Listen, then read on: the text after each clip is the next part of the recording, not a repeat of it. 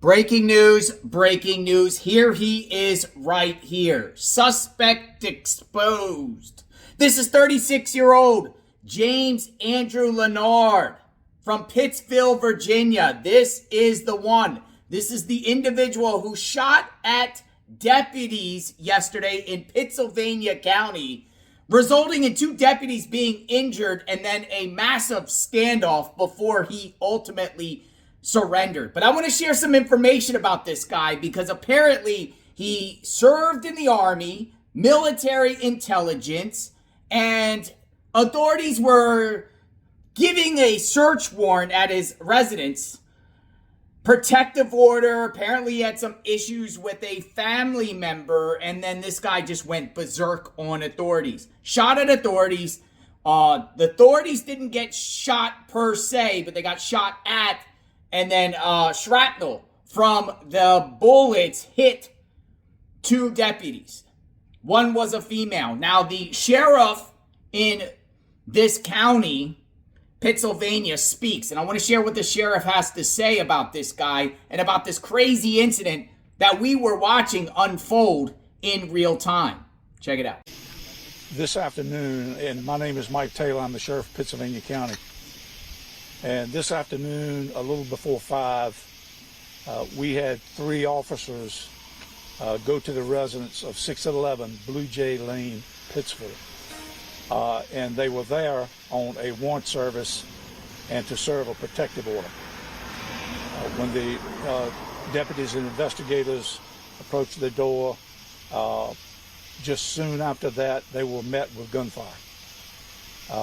The officers reported it, that they wanted to fire, that 2 had been struck. I'm happy to report that they were not struck by the bullets, but by shrapnel, it appears. One of the officers was transported to the emergency room just out of an abundance of caution. She's well, she's been released, and we have a gentleman by the name of James, and I'll spell his middle name and his last name, Andru, spelling A-N-D-R-U. Last name Lehnerd, L-E-H-N-E-R-D. Mr. Lehnerd was taken into custody. He's been transported to our jail awaiting charges. Our Commonwealth is here with us, who will explain those charges and the process to follow. Can I ask you? Good evening, everybody. I'm Brian Haskins. I'm the Commonwealth Attorney of Pittsylvania County, and myself and members of my office have been assisting with this investigation. Mr. Lehnerd is in custody right now after surrendering. He's been taken to Chatham, where he's going to be charged. I'm not going to release a whole lot of information right now, and you deserve to know why. And the reason is Commonwealth attorneys are ministers of justice. And I want everybody to understand that Mr. Lehnerd is going to be facing some serious charges. We're still contemplating what all those charges will be. But he is presumed innocent, and will remain presumed innocent unless and until a judge or a jury finds him guilty of whatever we charge him with.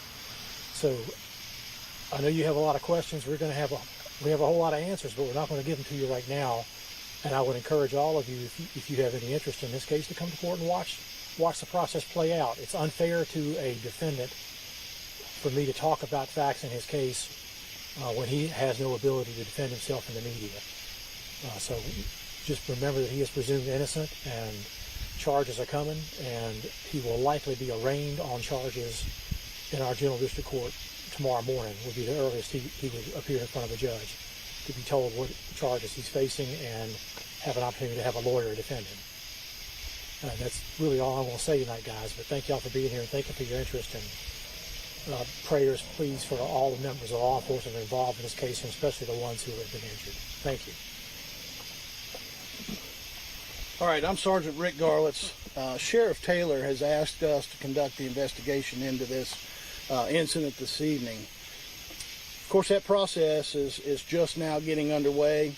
We're waiting on a search warrant to enter the residence and collect evidence and find out exactly what this gentleman was up to and what was going on at that particular time.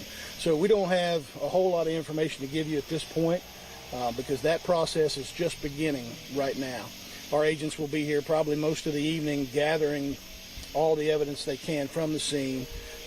They have interviewed or are interviewing the suspect now, and he is in custody.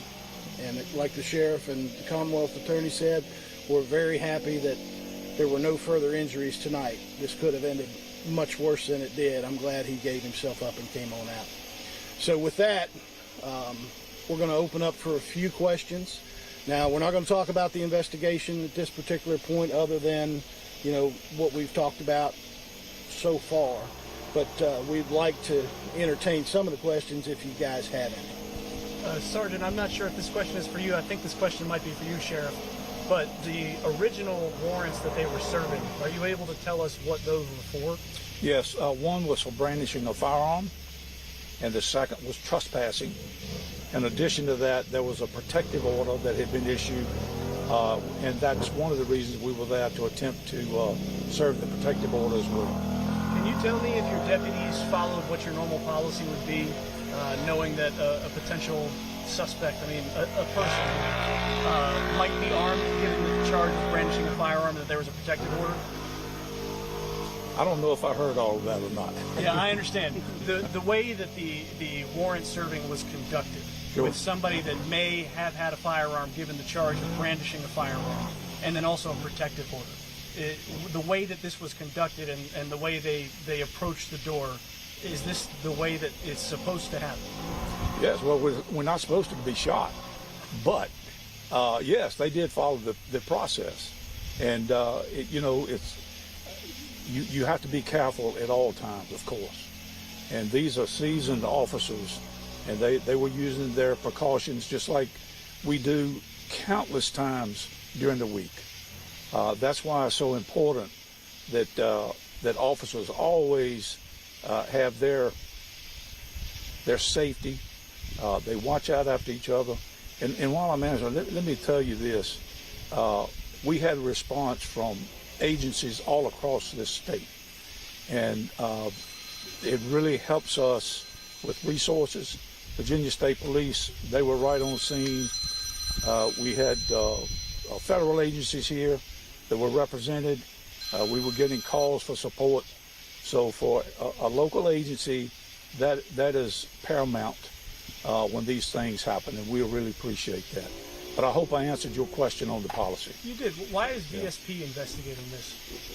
Well, anytime that, I'm not going to get into all of the facts of the case, of course, because we're still learning these things. We're still, the guys are still on the ground down there right now trying to piece this together.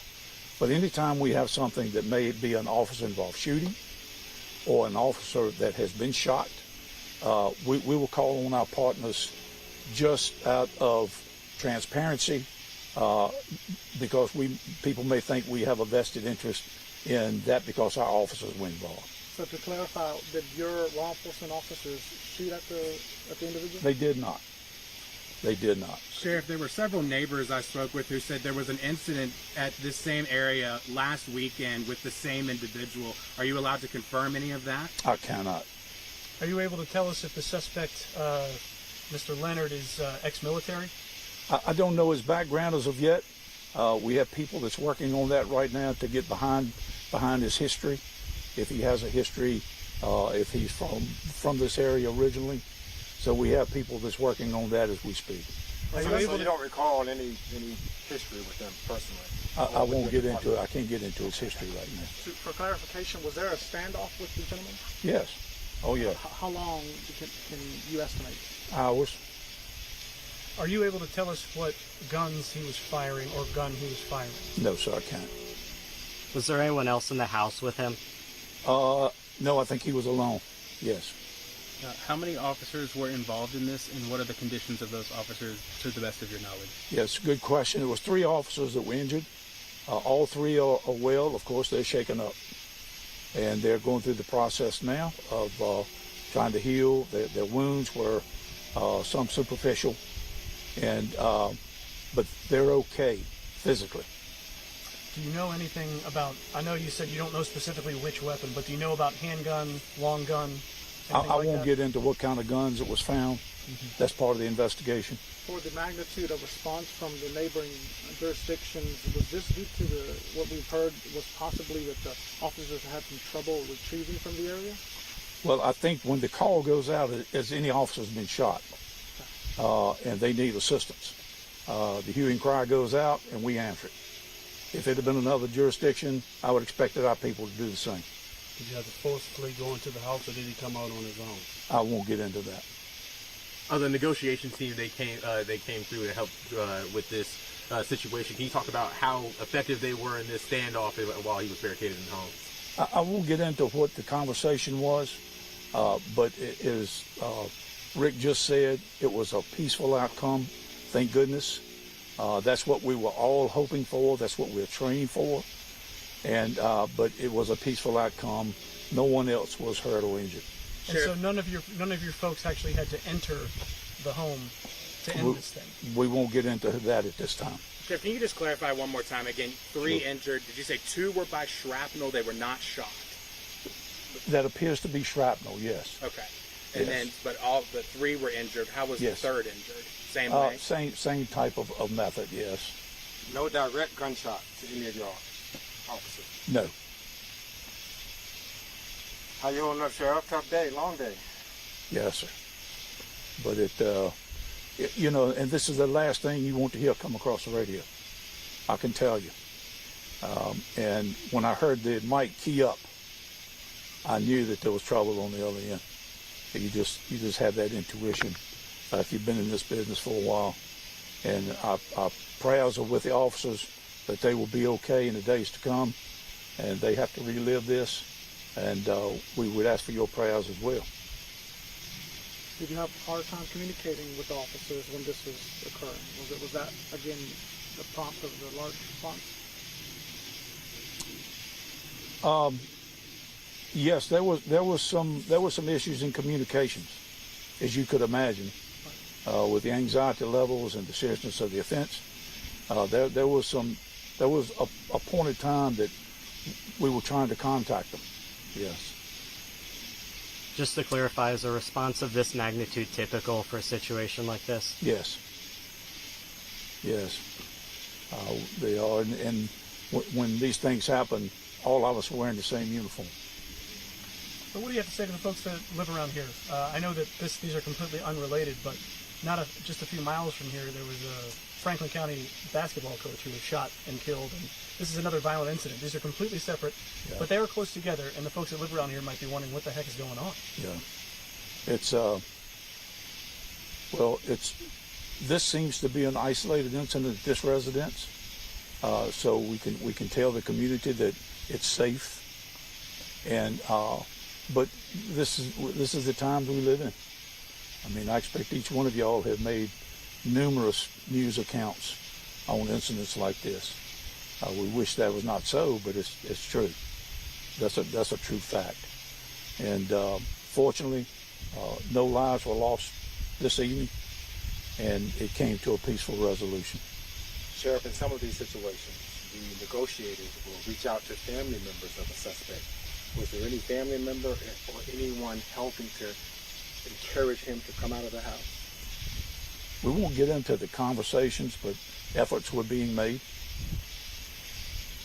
Can you say if there's a system in place to notify neighbors of something like this happening? We do. Yeah, we do. It's a reverse call to our neighbors. But this is a pretty rapidly evolving incident, and so it had a good resolve this evening. Thank goodness. Thank the Lord. Assuming that the helicopter was on standby just in case? Yes. Yes. And rescue personnel were here just in the case. And those are volunteers? Yes. And again, you were pleased and thankful for the support of so many partnering agencies. That's important. Absolutely. It is. And the support that we find throughout these law enforcement partners that we have, I can't say enough good things about these guys. Does this have any relation to the inmate that escaped from Danville prison the other day? No, sir. No, sir, none. Is that it? All right. I think that's it. Listen, thank you, gentlemen. Thank you, sir. And thank y'all for being patient with us. And Thank you. And guys, and gals, yeah. So, in the AM, it's not AM yet, but I'll get to the office. I'll sift through what we have and see if there's any more we can release at that point. So we'll kind of do a synopsis in the morning from us. Most of the communication will come from us at this point until this is completed. Once the investigation is completed, we'll turn everything over to the Commonwealth, and he'll do his. Now, this guy doesn't have a social media presence, but he did serve in the military. Scary. Now, authorities were asked questions about their protocol in dealing with warrants. I think they did everything right. The problem is there's wackadoodles out there. It was Wackadoodle Wednesday that we cover every Wednesday on JLR Investigates. Someone around this country does something crazy, and here we are. Now, this guy is charged now with, attempted murder of a law enforcement, brandishing a weapon. He's going to prison for a long, long time. I would say he's going to get 20 to 25 years out of this, or at least over a decade for sure if he pleads out. If he goes to trial, he's going to be doomed. But there was a massive police presence in the area, and I'm glad it came to a peaceful resolution, and I'm glad no officers died, no deputies died, law enforcement. Scary times, folks. We support the law enforcement, but the attack on law enforcement needs to stop. This is what it was. An attack on law enforcement. He just shot. He knew it was law enforcement there. I don't know what his lawyer's going to say. Maybe he thought his home was being burglarized by a home invasion or something. And he shot to stop robbers. I don't know what his justification for this, but there is none. And clearly this guy is off his rockers. Sub to the channel, hit the notification button. We're covering the crazies out there. Let me know what you think. Stay vigilant out there, my friends. I am JLR Investigates. We will talk soon. Stay tuned.